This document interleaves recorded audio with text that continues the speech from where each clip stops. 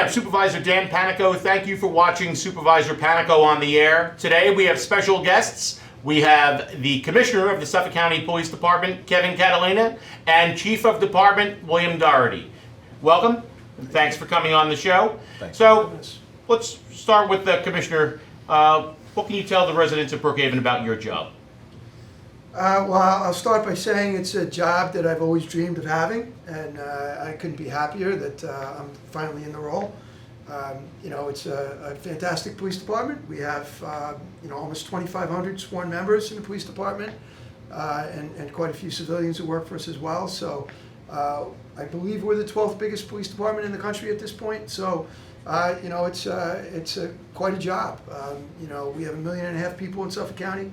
So, it's extremely interesting and again, a job that I've always dreamed of having. So, I spent most of my career in New York City, so this is, somewhat of a new experience to me in Suffolk County Police Department. I was lucky enough to spend 5.5 years in the Sheriff's Office with Errol Toulon, so fantastic experience. And a year as the Deputy Commissioner, the #2 in charge, and for the last 7 or 8 months I've been, in this role. And again, fantastic job, and I couldn't be happy to be here. Well, I see you. I see you on the news. I see you in the paper. Probably one of the most active in your time, commissioners, and you're working now for a county executive I know who that supports law enforcement and is also very active. I'm not sure there's anyone in Suffolk County more active than Ed Romaine, but I know working for him for 2 stints. One when I came out of law school, and then as deputy supervisor. You work 24 hours a day. Yeah. That's the Ed Romaine way. Yeah, I agree. I mean, County Executive Romaine is at every event, every meeting. He puts people half his age to shame, and a tireless worker, but, as you mentioned, also a tremendous supporter of law enforcement. We could not have a better boss than Ed Romaine. I can't say enough good things about him. I think the county executive understands that, policing is policing, and he allows us to do our job. And, for me as commissioner, and I don't want to speak for Bill as chief of department, but there are going to be times when, government needs to intervene in law enforcement and get involved in what we do. But, he's not a micromanager. He doesn't, tell us how to do our jobs. He trusts that we understand the jobs that he put us in, and he allows us to do those jobs. So again, I couldn't appreciate him more. He's been fantastic budget-wise. Allowed us to put in a class of 130 officers in July. We're expecting to put about another 30 in at the end of the year. So, a significant number when you're talking about 2,500 officers. So, yeah, we couldn't be happier working for the county executive. He's a fantastic man. He is, and I'm sure he's probably watching this right now. Bill, we worked together when I was a councilman for the 6th district. Yeah, we did. And now you have gone up to a new position. How is it going in that new position? Today's actually my 2nd day in the office, so far so good. Still getting settled in. Enjoying the new role. It's a lot of responsibility. So as chief of department, I directly oversee the 3 divisions within the police department: the patrol division, the detective division, and the operations division. I came from the detective division, so you kind of get a little bit of everything. In the morning, you're talking about budgets or crime, and then by the afternoon, you're talking about patrol deployment, overtime. So it's definitely a little slice of everything that I've worked on through my career that's kind of come to a culmination now. Okay, and now the viewers may not know. I know you both were young men. I was a young man at one point, and you started your careers in the NYPD. You want to talk about that? We did. Go ahead, boss. Yeah, so 1992 is when we started. I started 6 months before Bill, but we started in South Jamaica, the 103rd Precinct. And, we got to know each other pretty well back then, and we've kept in contact throughout the years. I think Bill left in 95, right? I left in 1995 for Suffolk County. I wasn't lucky enough to leave in 1995. I spent 27 years there. So, I rose through the ranks in the New York City Police Department. Bill ended up coming out here, and then when I came out to Suffolk, we reconnected when I was with the Sheriff's Office, and obviously kept in contact. And then when I came over to this department, obviously we stayed in contact. But we had a wonderful experience working as young men back in South Jamaica, and very, very busy area. Great place to learn how to become a cop, and yeah, we're lucky enough to keep that friendship going throughout the years. This is like something out of a movie. You found each other again later in life. But let's talk about the city specifically. I know a lot of friends who are NYPD officers, and I can tell you a number of them are counting the days until they can retire, because there's a feeling out there that, unlike Suffolk County, there may be some in that city government that don't stand behind law enforcement and the police. And now with the upcoming election in November, you're going to have a new mayor, potentially, in New York City. And one of the candidates has suggested replacing, although perhaps walking back those comments, the police department with social workers. And that's in no way disrespectful to social workers. I know a lot of social workers, and some of them I've spoken to personally, when I broached the idea, they said, well, are they going to give me a gun? And how do we cure this disconnect? And I would just ask an opinion with regard, it's somewhat pervasive, unfortunately, social media, that some people want to essentially demonize the police, who are the good guys, who are the people you call when you're in trouble. I mean, we don't experience out here, and I'm not speaking for you, in Suffolk County, but how do we cure that? Do you have any suggestion? So, growing up really in the New York City Police Department, I hate to see what potentially could happen in New York City. And I think there is a place for social workers in the world, obviously. And I think you could even incorporate that concept into policing.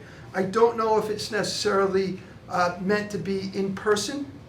We have a program in Suffolk County Police Department where we have social workers that are available to speak to individuals in crisis, but that's done through our officers who are on the scene. So I think conceptually there's a way forward with that, and we are utilizing that in Suffolk County.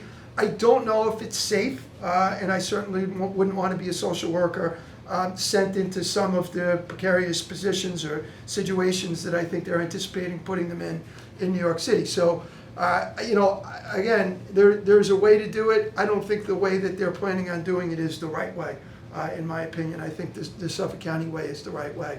And I feel for my brother and sister officers in New York City. I think, there's a lot of apprehension about what could be coming, and very proud of that department, very proud of the time that I spent there. So I would hate to see it take a turn backwards at this point. But again, back to Suffolk County, I think we're very, very fortunate to have the support that we do from the county executive, the legislature. We have a fantastic DA in Suffolk County. So unfortunately, what they're facing, or fortunately what they're facing, we're not facing in Suffolk County. We have a great system out here, and we're very fortunate to have it. So I hope that they figure it out in there, and I hope it's not as bad as some people are anticipating it could be, but I guess time will tell. Yeah, time will tell. There is a way problems tend to migrate from west to east, so I'm hopeful too. This is a city I always enjoyed visiting, going into the city, and one big thing, especially when you have a family, when you go into the city, you want to feel safe. And right now it's a precarious situation. Let's shift gears to another issue that Brookhaven residents are concerned about. You addressed it earlier this year. That's these street takeovers. I was on my way back from Virginia with my family, middle of the night. I come across into Staten Island, which I would only go in the middle of the night because you can't get through Staten Island. And you have BMWs basically stop traffic. They have the GoPros, Hondas, and all of a sudden the street race ensues. That wasn't the only point. When I got off onto the southern state, same thing again. A car must have went by me 130, 140 miles an hour. It's an issue not only on the roads, but then when they clog up the intersections. And you've been instrumental in cracking down. In fact, we haven't seen the numbers of these takeovers since you've cracked down. How is that going? So not to dominate the conversation, Bill, but this is something that I'm passionate about, and so we put together what's called the Street Takeover Task Force at the beginning of the year, and so it was probably the end of last year. We made it permanent at the beginning of this year, And that was in response to what we were seeing on our roadways, which were these horrific takeovers. We had a situation in Bayshore where a couple of our officers were hurt pretty badly. They slashed tires, they threw rocks at cars, and at that point we said this is absolutely unacceptable. And we had worked on the issue prior to that, but that was kind of the impetus behind the starting of this street takeover task force. And what we have is we have specially trained officers. They're trained as highway cops, and so there is additional training outside of what your everyday police officer learns. And they're specifically, their task is to go out there and stop these street takeover task forces. So, I'm sorry, these street takeovers. They've been tremendously successful. We're working with the sheriff's office, the state troopers. We drill on it. We'll go to an area that say maybe is an intersection. There'll be a mock street takeover going on, and we'll go in there with our people. And our goal isn't to chase it from spot to spot. It's to surround it and apprehend the individuals that are involved in this behavior. So we've been very, very successful. We've seized numerous cars. We've made numerous arrests. And then what we do is we put it out on social media.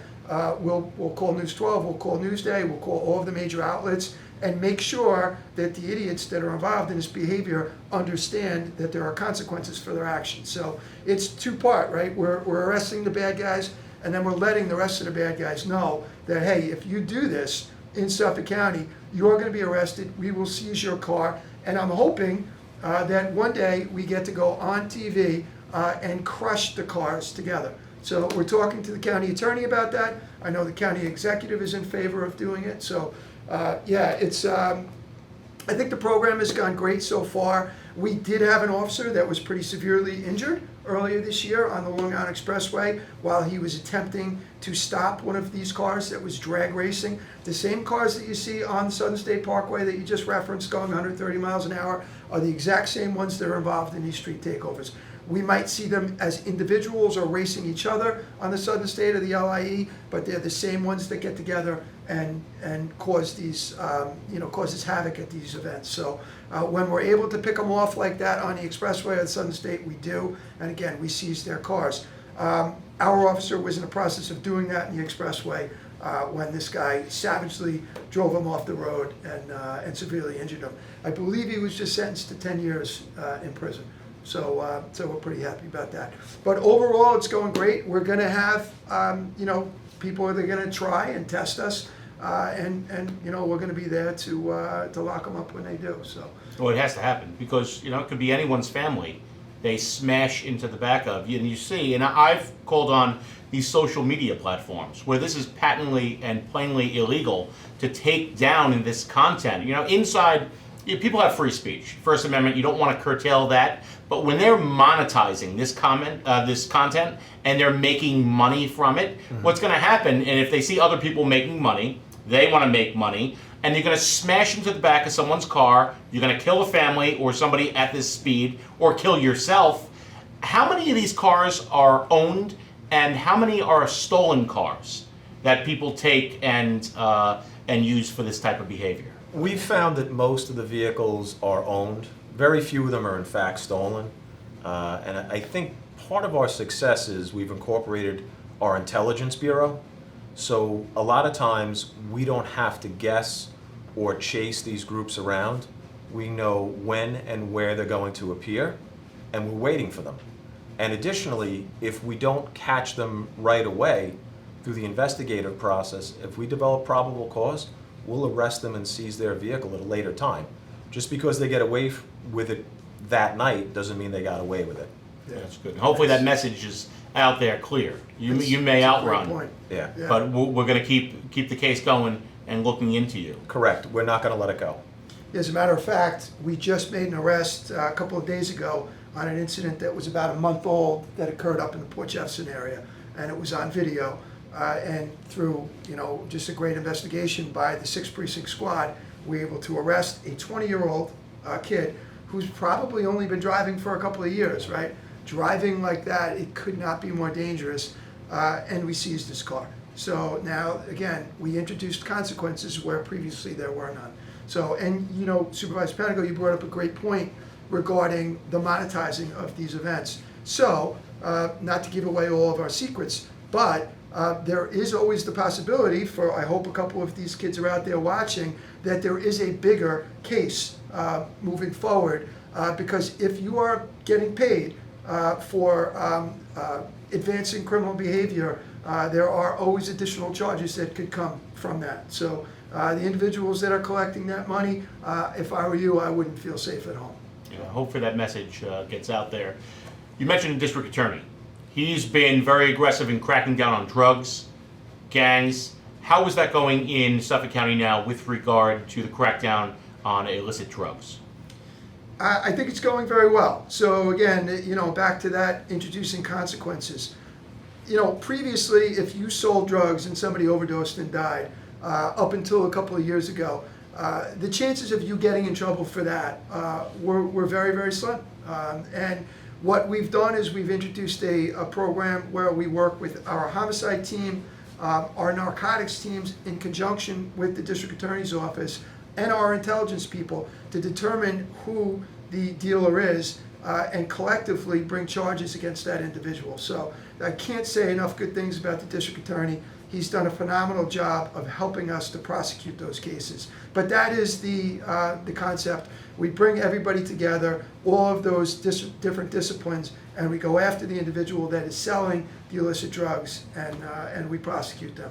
And we've been very successful at getting prison time on the individuals involved in that. So they understand that. We see that now through electronic communication. People get it.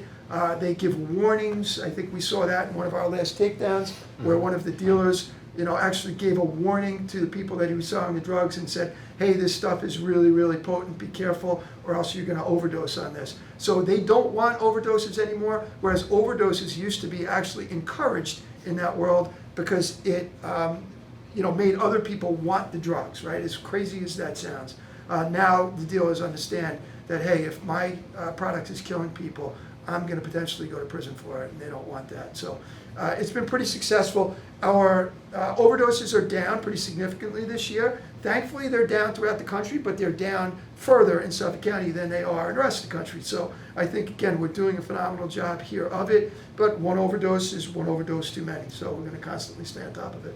And when it comes to neighborhood crime, you have the nightly, people call them the looky-loos, the checking the handles in the car. People should keep their doors locked. There seems to be a lot of theft among certain models and makes of cars. How can a community group, a civic association, or a neighborhood in general deal with issues like that? And should they call 911 or call 852-COPS? I would say encourage them to call 911 right away. Through our intelligence section, we immediately pick up on patterns or trends, even something as simple and relatively innocuous as thefts from vehicles. And then with that, we'll kind of bring forth a concerted effort with our police officers, investigators. We'll do plate work, we'll do interviews in an effort to solve it. Last year we had a big case with iPhones being stolen off of people's front porches, and we put together a nice case that ended up, I think, going international, actually. So sometimes what seems like a pretty innocuous beginning can be part of a larger organized theft ring, and we certainly do pay close attention to it. But as far as the community groups go, if you lock your door, if you lock your car door, you're probably not going to have your items stolen. They'll move on to a door that's unlocked. To an easier target, right? Correct. And you guys did great work in the department with the catalytic converters. Some stings and operations we've seen, because everyone calls the town for basically everything. We're the most accessible level of government, most reachable. That's what people feel. And we triage cases. We send them out to the PD, to the county, the state, the federal government, and I've seen a marked decline in catalytic converter theft. And I'm not sure if that's just anecdotal in my mind or if it's gone down considerably. We talked about it this morning. Yeah, we're very, very happy with the decrease in catalytic converter thefts. So we arrested 3 individuals from New York City. I think 2 were from Queens, 1 was from Brooklyn, who were prolific catalytic converter thieves. And they were just killing us in Suffolk County. And their MO was they would steal cars, high-end cars, that were very, very fast.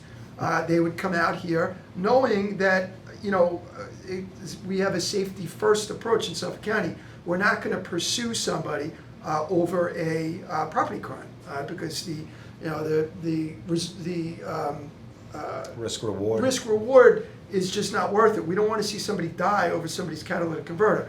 With that said, this situation got so untenable that we had to do something about it. We were very, very lucky in the first precinct. Some of our midnight cops got a couple of license plates regarding this after a very, very short pursuit that was terminated. When they got away, we were able to follow them into Brooklyn based on plate reader hits. We got to Brooklyn. We set up a pole camera outside of a home, and we were able to see some of these transactions happening. And ultimately, long story short, as a result of that investigation, we were able to lock up these 3 individuals, and I believe we have less than 20 catalytic converter thefts year to date. Last year, we probably had close to 1,000, and those are just the ones that were reported. So yeah, so it's been a tremendous, tremendous decline in catalytic converter theft. So it's not anecdotal. What you're hearing and seeing is absolutely true, and yeah, we're pretty happy about that. I apologize for the people who did get their catalytic converters stolen. Unfortunately, it took a while to get on top of it.